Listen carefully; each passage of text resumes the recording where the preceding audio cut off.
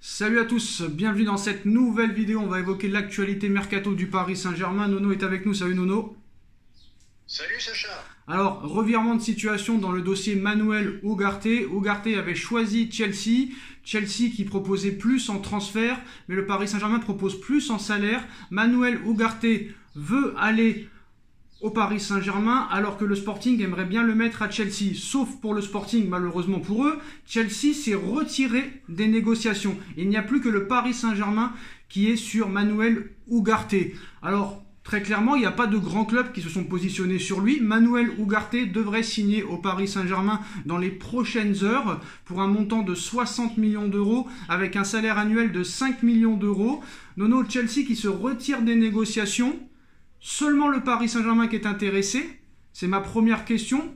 Est-il si fort que ça? Vaut-il vraiment ces 60 millions d'euros? Est-ce que Paris va encore se tromper comme il s'est trompé avec Vitinha?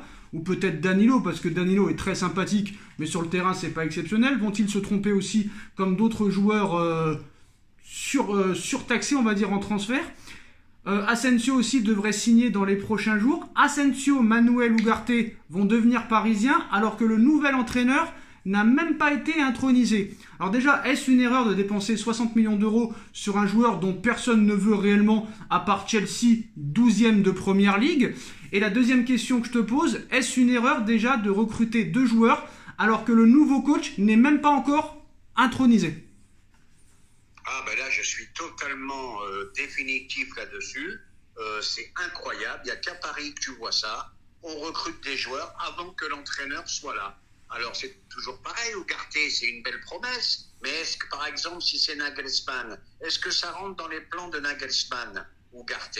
Est-ce que Asensio, ça rentre dans les plans de Nagelsmann? On ne sait pas. Donc, on fait toujours les choses à l'envers. Voilà, ça ne changera jamais. Nagelsmann, Luis Enrique ou un autre? Parce que pour l'instant, rien n'est officiel. Oui, bien sûr. Rien n'est officiel. Alors moi, je suis pas emballé par le joueur. J'ai regardé un petit peu. Je trouve que c'est très très cher. Et surtout, moi, quand il n'y a que deux clubs, quand il n'y a que seulement deux clubs qui sont dessus, et ces deux clubs-là qui n'ont pas non plus surnagé en Ligue des Champions cette saison, de l'autre côté, tu as un 12e de Première Ligue, et de l'autre côté, tu as le Paris Saint-Germain, ni le Real, ni Manchester City, ni le Bayern, ni le Barça ont été sur lui. Donc je trouve que c'est un transfert très facile. Je pense que le Sporting Lisbonne, très clairement, profite de la situation. Mais moi, très clairement, voilà, Manuel Ugarte et Marco Asensio sont actuellement à Paris pour s'engager avec le Paris Saint-Germain, Nono. Donc, deux joueurs dont, très clairement, moi, je n'étais pas pour. Je ne voulais ni l'un ni l'autre.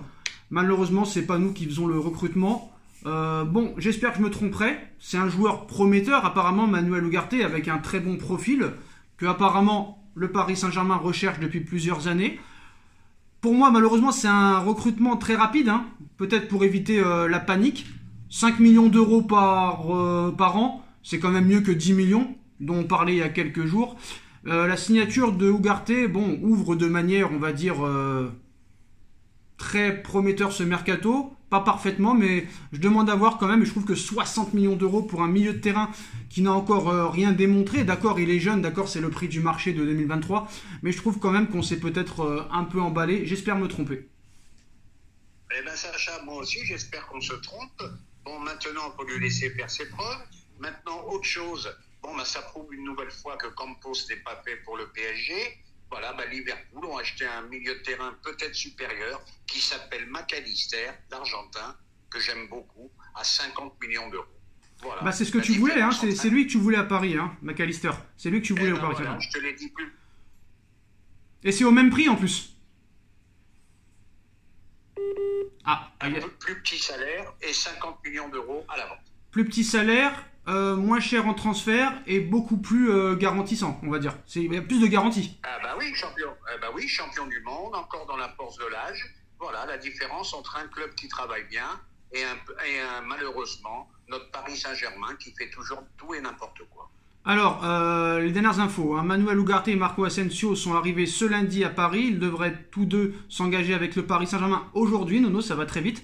Alors, pour l'Uruguayen, on parle d'un contrat de 5 ans avec un salaire annuel estimé à un peu plus de 3 millions d'euros, Nono. Alors on parlait de 5 millions d'euros hier, de 10 millions d'euros hier, de 5 millions d'euros ce matin, et l'équipe nous informe que ce sera un salaire seulement de 3 millions d'euros par an. Donc là, c'est quand même plus correct, hein.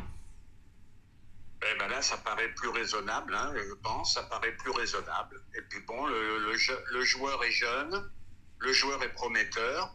Bon, mais comme j'ai dit, je vais me répéter encore une fois, est-ce qu'il rentre dans les plans de jeu de Nagelsmann ou d'un autre? On ne sait pas. Bon. Donc on fait les choses à l'envers. On va pas être critique pour être critique. Nono, je pense que s'ils ont officialisé l'arrivée de Manuel Ugarte, ça veut dire quand même que le prochain coach avec qui ils veulent travailler le voulait aussi, je pense. Hein. Ils sont pas aussi bêtes à ce point. Voilà. Je pense que dans les discussions avec Luis Enrique ou avec Nagelsmann, ils ont donné quand même leur feu vert pour Manuel Ugarte. Alors en ce qui concerne le futur coach, s'il obtient le poste, alors Julian Nagelsmann veut Henry comme adjoint à Paris, même si le duo n'a jamais travaillé ensemble auparavant. Donc pour l'instant, apparemment Luis Enrique très compliqué dans les négociations. Nagelsmann coûte moins cher en salaire.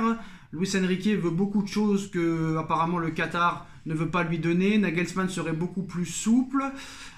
Franchement, Nono, bon, à choisir, hier on avait du mal à faire un choix à chaud. J'ai réfléchi, je me suis posé. Nagelsmann, c'est pas si mal que ça, parce qu'à l'arrivée, au haut niveau, Nagelsmann, on ne sait pas ce qu'il vaut. Le mec, il a été viré en plein milieu de saison. Bon, d'accord, la première année au Bayern en Ligue des Champions, c'était pas ça. D'accord. C'est un jeu très offensif, où il manque un petit peu de repères défensifs, très clairement. C'est pas très pragmatique, c'est un peu tout pour l'attaque.